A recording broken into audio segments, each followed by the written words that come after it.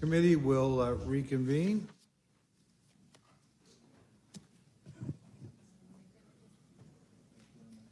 Gentlelady have an amendment? Yes, Mr. Chair, I have an amendment at the desk. Clerk will report the amendment. Amendment number 6 to House Resolution 918, offered by Ms. Scanlon. At the end of the resolution, the following. Section 7, limitation on subpoena authority. Notwithstanding Clause 2M of Rule 11, a chair or ranking minority member of a committee or select committee of the House of Representatives, if such chair or ranking minority member did not comply with a subpoena duly issued by the House of Representatives, a committee of the House of Representatives, or a select committee of the House of Representatives, is not authorized to issue a subpoena, 1, pursuant to this resolution, or 2, in furtherance of the impeachment inquiry described in the first section of this resolution. The gentlelady is recognized on her amendment. Thank you. My amendment would make clear that members of this body who have defied a congressional subpoena are not entitled to enforce a subpoena for the purposes of this inquiry. This should be common sense. Troublingly, we have Republican members of this body who have thumbed their noses at congressional subpoenas. The chairman of the Judiciary Committee, one of the 3 committees directed to carry out this baseless investigation, was issued a subpoena last year by the bipartisan January 6th Select Committee to testify concerning what he knew about the planning and execution of the various attempts to overturn the 2020 election, the January 6th attack on the Capitol, and the former president's response and activities in response to that attack on the Capitol. But he willfully defied that subpoena and failed to appear for his scheduled depositions multiple times. Now, out of compliance with Congress himself, he's being asked to wield subpoena power as an act of petty political vengeance. These are not credible actors. This is not a credible investigation. It's a farce. It's a kangaroo court, all to satisfy the 4 times indicted, twice impeached, and unelected former president's ego. And as we've seen for years, our extreme Republican colleagues are more than happy to cave to Trump's demands of retribution against his political rivals in a desperate attempt to help him in the polls. So refusing to cooperate with a congressional subpoena, especially as a member of this body, a body where we've heard argument today about the duty to enforce Article 1 authority, is just another example of our extremist colleagues' disregard for the rule of law and our American institutions. So we as members of Congress shouldn't let it stand, and I would urge adoption of my amendment. Gentlelady yields back. Is there further discussion or debate on the amendment? Hearing none, the questions on the amendment. All those in favor signify by saying aye. Aye. Those opposed say no. No. The opinion of the chair, the noes have it. I request a vote. Roll call has been requested. The clerk will call the roll. Mr. Burgess. Mr. Burgess, no. Mr. Reschenthaler. Mrs. Fishbach. Mr. Massey. Mr. Norman. No. Mr. Norman, no. Mr. Roy. No. Mr. Roy, no. Mrs. Houchin. No. Mrs. Houchin, no. Mr. Langworthy. No. Mr. Langworthy, no. Mr. McGovern. Aye. Mr. McGovern, aye. Ms. Scanlon. Aye. Ms. Scanlon, aye. Mr. Neguse. Ms. Leisure-Fernandez. Aye. Ms. Leisure-Fernandez, aye. Mr. Chairman. No. Mr. Chairman, no. And the no. Oh, I'm sorry. I didn't see a gentleman come in. How's the gentleman from Colorado recorded? The gentleman is not recorded. Mr. Neguse, aye. Clerk will report the total. 4 yeas, 6 nays. And the noes have it. The amendment's not agreed to. Are there further amendments? Mr. Chairman, I have an amendment number 7. Gentleman's recognized. Oh, excuse me. The clerk will report the amendment. Amendment number 7 to House Resolution 918, offered by Mr. McGovern. Strike Section 6. Gentleman's recognized to explain his amendment. Thank you, Mr. Chairman. This impeachment inquiry resolution deems as passed a second resolution regarding the enforcement of subpoenas in court, including potentially dragging 2 nonpartisan career prosecutors to court when their supervisor already participated in a transcribed interview. And my amendment doesn't even stop you from doing that. All I'm saying is that rather than deeming this resolution, let's consider it separately on the floor and let the House decide. Let's just recap for those just tuning in what happened right before this committee went into recess. Democrats brought up an amendment to insert words open and transparent into the Republicans' impeachment resolution. You all voted no. Democrats brought up an amendment to require at least one public hearing on impeachment. My friends voted no. I asked when the transcripts of their behind closed doors interviews would be released. They told us they'd have to get back to us. And I think what's going on here is pretty clear. They're against transparency because this whole exercise is built on Republicans going on Fox News and mischaracterizing, let's be honest, lying about the evidence. They interview someone in private who says President Biden did nothing wrong. Then they go on Fox News and literally say the opposite. I'll give you an example. My friend from Texas, Mr. Roy, keeps harping on the need to bring in 2 career prosecutors who I'm not going to reference by name because they're getting death threats. But what he doesn't tell you is that Republicans already dragged in their boss to testify before the Judiciary Committee on October 25th. And his testimony totally undercuts and debunks all of the absurd claims that my colleague from Texas keeps making. Now, I'm told that Mr. Roy wasn't at that interview. I don't know why he didn't show up, but maybe if he showed up, he would know that his allegations have been repeatedly disproven. But that's just one example of why Republicans don't want transparency. That's why they don't want public hearings. They know that unless they do this behind closed doors, this whole extreme political stunt will evaporate because their lies will be exposed. And so they voted no on transparency and openness and no on open hearings. I think at the very least, Republicans should be more transparent and require a separate vote on a resolution authorizing our committees to go to court. And with that, I would urge a yes vote on my amendment, and I yield back my time. Gentleman yields back. Is there further discussion or debate on the amendment? Mr. Chairman, Gentleman from New York is recognized. I'm not really going to address that amendment, but my Democratic colleagues have tried to argue that the committees have experienced historic levels of cooperation from the White House and from the administration, and clearly they've been taking their talking points directly from the White House. The committees have had to use all the tools in their toolbox to get compliance, and still the White House is refusing to provide documents and witnesses in furtherance of this investigation. Let's start with the suspicious activities reports. In the past, when Congress requested SARs, the Treasury Department provided them. But in a policy change, the Biden administration has refused. Only when the Oversight Committee noticed a hearing to discuss this obstruction did the Treasury Department provide them, but only in camera. Let's look at the bank records. Chairman Comer has had to subpoena the banks for those records. Let's talk about FBI's FD 1023 form. This was a document that the FBI created based on information provided by a trusted confidential informant. The document details a bribery scheme involving Joe and Hunter Biden. When the Oversight Committee subpoenaed this document, the FBI initially wouldn't even acknowledge that the document existed.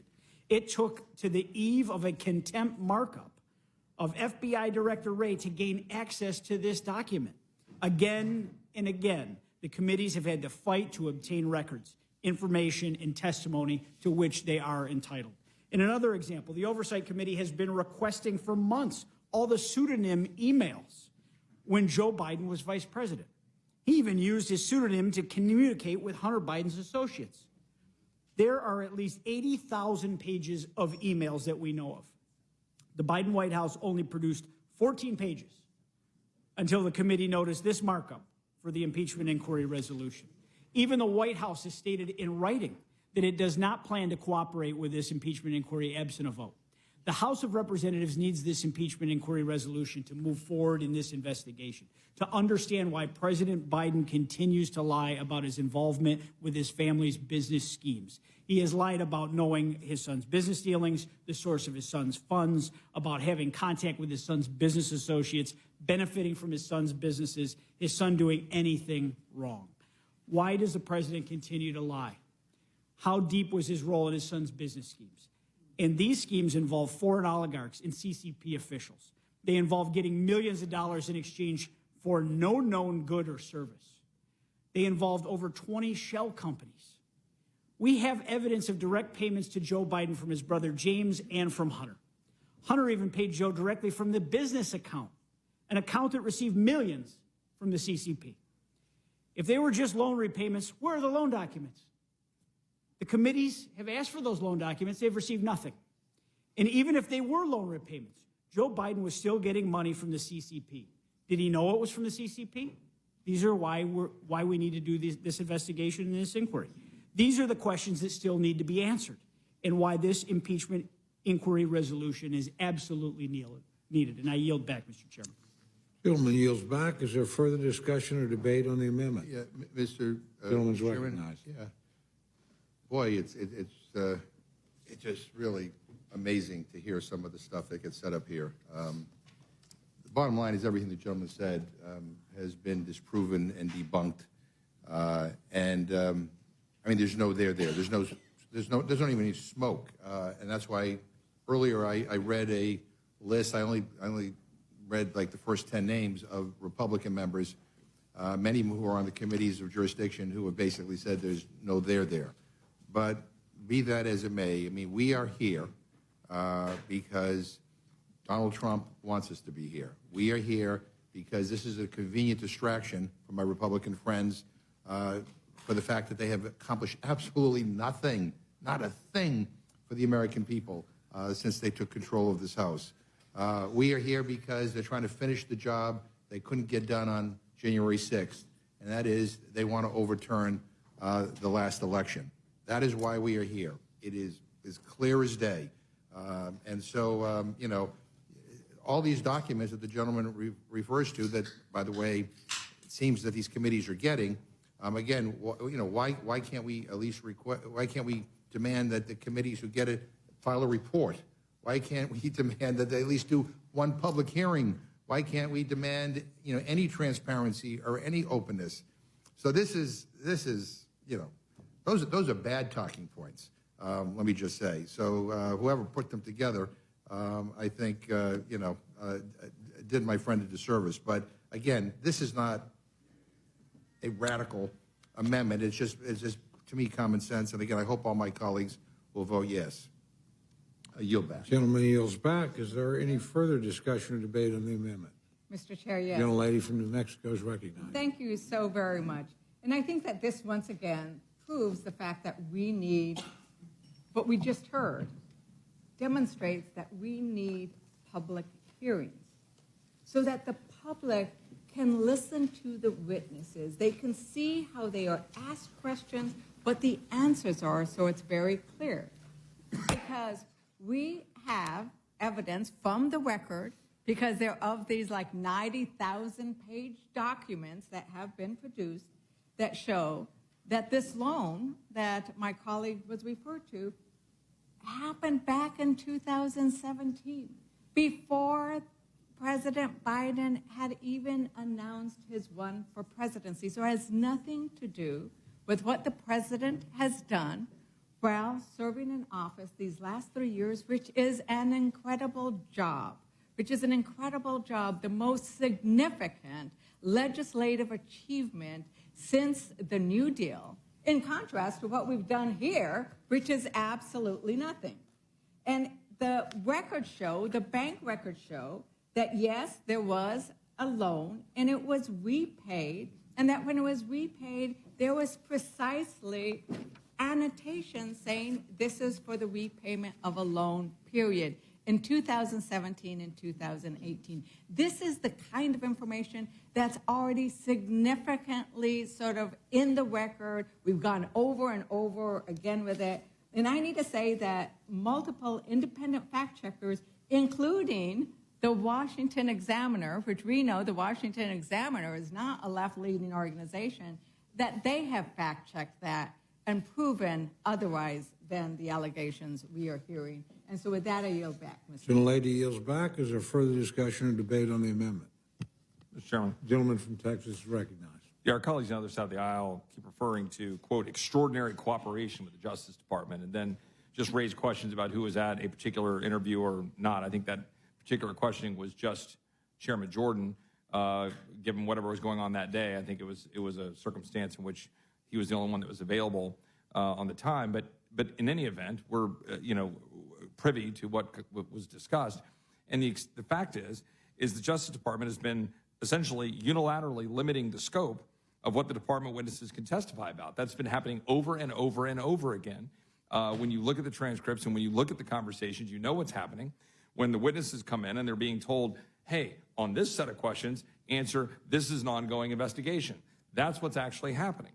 And that's, frankly, an ongoing problem that we're having to deal with. And one of the reasons that's behind the need for an inquiry is to be able to go seek the truth where it actually may lead. And if there's no there, then I feel like my colleagues protest a little much, given what we now know in terms of the amount of money that has been flowing into the Biden family, which is concerning on its face.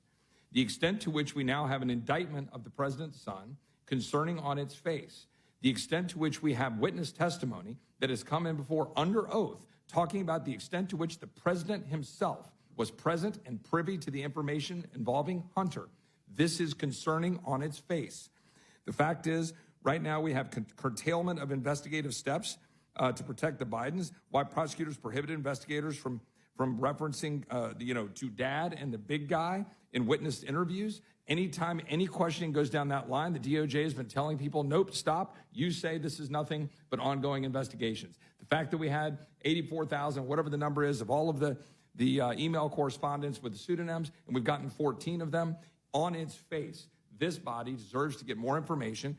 I think this is very clear. The average American watching this would agree. I'm perfectly happy to stand behind this. I yield back. Gentleman yields back. Is there further discussion or debate on the amendment? Gentleman's recognized. Yeah, I just want to say, $2 billion from the Saudi government to Jared Kushner, and not a word. Oh, that's just normal. I mean, come on, give me a break. Again, a little transparency, I think, would be welcome here. And quite frankly, this notion that we should trust the chairs of these respective committees to tell us all that they know, when we know that they've been misrepresenting publicly what has been said privately. We'd like to see the transcripts. We'd like a little openness. That's all. The American people deserve that. The way this resolution is written, when it's all said and done with, no matter what happens, the American people may get nothing, may not get any report at the end of this process. So again, but $2 billion from the Saudi government, come on, and no questions. That's just perfectly normal. Give me a break. I yield back. Gentleman yields back. Is there further discussion and debate on the amendment? Hearing none, the questions on the amendment. All those in favor signify by saying aye. Aye. Those opposed say no. No. The opinion of the chair, the noes have it. As for recorded vote, Mr. Chairman. Recorded vote's been requested. The clerk will call the roll. Mr. Burgess. Burgess votes no. Mr. Burgess, no. Mr. Reschenthaler. Mr. Reschenthaler, no. Mrs. Fishbach. Mr. Massey. Mr. Norman. No. Mr. Norman, no. Mr. Roy. No. Mr. Roy, no. Mrs. Houchin. No. Mrs. Houchin, no. Mr. Langworthy. No. Mr. Langworthy, no. Mr. McGovern. Aye. Mr. McGovern, aye. Ms. Scanlon. Aye. Ms. Scanlon, aye. Mr. Neguse. Aye. Mr. Neguse, aye. Ms. Leisure-Fernandez. Aye. Ms. Leisure-Fernandez, aye. Mr. Chairman. No. Mr. Chairman, no. Clerk will report the total. 4 yeas, 7 nays. The noes have it. The amendment's not agreed to. Mr. Chairman, I have another amendment, amendment number 8. Gentleman's recognized. Oh, the clerk will report the amendment. Amendment number 8 to House Resolution 918, offered by Mr. McGovern. Page 14, line 18, strike House Resolution 917 and insert House Resolution 917 as amended by the amendment specified in Section 7 of this resolution. Add at the end the following. Section 7, Amendment to House Resolution 917. The amendment to House Resolution 917 referred to in Section 6 of this resolution is as follows. Page 4, line 12, insert before the semicolon the following. Except with respect to a grand jury matter related to a criminal prosecution pending on the date of adoption of this resolution, a grand jury matter related to a prosecution arising from the attack on the Capitol on January 6, 2021, or a grand jury matter in a case with respect to which former President Donald Trump is a defendant. Gentleman is recognized to discuss his amendment. Thank you, Mr. Chairman. Mr. Chairman, from the beginning of this Congress, extreme MAGA Republicans have made it clear that they're willing to abuse the important constitutional power of impeachment for their own political goals. Chief among those goals, whatever Donald Trump tells them to do. The extreme MAGA architects of this impeachment have sought to intervene, disrupt, and undermine the numerous ongoing criminal prosecutions of Donald Trump himself, along with his misguided followers who attacked the Capitol on January 6th. The extreme MAGA architects of this impeachment have made statements and written letters harassing the Georgia and New York prosecutors pursuing justice against Donald Trump in their states. The extreme MAGA architects of this impeachment have vowed to defund the special counsel Jack Smith's office just for doing his job of pursuing justice without fear or favor. Donald Trump, Marjorie Taylor Greene, who recently claimed credit for goading former Speaker Kevin McCarthy into launching this inquiry, and other extreme MAGA Republicans routinely refer to the criminals imprisoned for committing crimes on January 6th as hostages and patriots, and promise retribution against the DOJ for their prosecutions. This resolution clears a path for these same extreme MAGA Trump protectors to seek and obtain law enforcement sensitive grand jury secret information at the heart of ongoing criminal prosecutions. Despite months of investigation, extreme MAGA Republicans cannot define any alleged high crimes or misdemeanors as the basis for this inquiry. It is not surprising, then, that this resolution contains no limit on the scope of the inquiry, and as a result, there is nothing here to constrain a motivated committee chair from demanding, accessing, and spoiling critical information at the heart of ongoing criminal prosecutions of Donald Trump or January 6th defendants. I hope my Republican colleagues can agree that any legitimate inquiry concerning the conduct of the current president should have absolutely nothing to do with the pending cases against Donald Trump or the other individual criminals responsible for the insurrection against the Capitol on January 6th. If so, I expect that they will join me in voting for this amendment to protect the integrity of those ongoing prosecutions and prevent inappropriate interference. If they reject this amendment, it will be because they know this impeachment inquiry is more about protecting Donald Trump from justice and accountability than anything else. And I would urge a unanimous vote on my amendment. Gentleman yields back. Is there